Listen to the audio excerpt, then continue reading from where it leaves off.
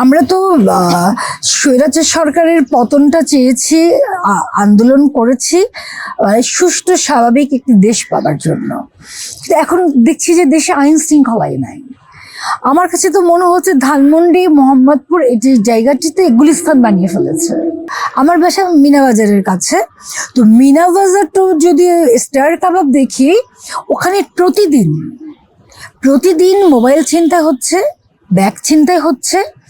তো রাস্তায় কোনো আইন শৃঙ্খলা নেই, পুলিশ নেই, ট্রাফিক নেই। তো যার যেমন করে ইচ্ছা সেখানে গাড়ি পার্কিং করছে। এই মিনাবাজারের পুরো রাস্তাটা হাঁটবার মতো কোনো অবস্থা নাই।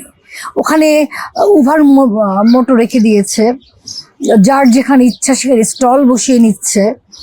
তো ইঞ্জিন রিক্সাগুলো যেহেতু আগে মেন রোডে চলতো না, এখন ইঞ্জিন রিক্সাগুলো মেন রোডে চলছে, জ্যাম বাড়িয়ে দিচ্ছে।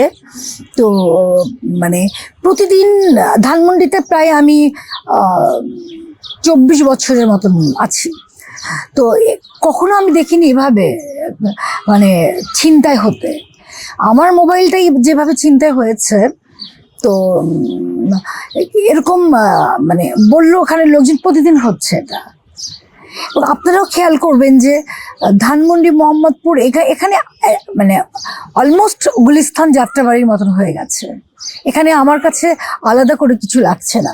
আর গুলিস্তান যাত্রাবাড়ি জ্যাম হবে, ওকে ভাই, ওখান থেকে বাস ছাড়ে, বাস বিভিন্ন জায়গায় যায়, কিন্তু এটা একটা রেসিডেন্সিয়াল এলাকা, এখান থেকে বাস ছাড়ে না যে এখানে আমার ওরকম জ্যাম হবে কিংবা ছিনতাইকারীরা বেড়ে যাবে।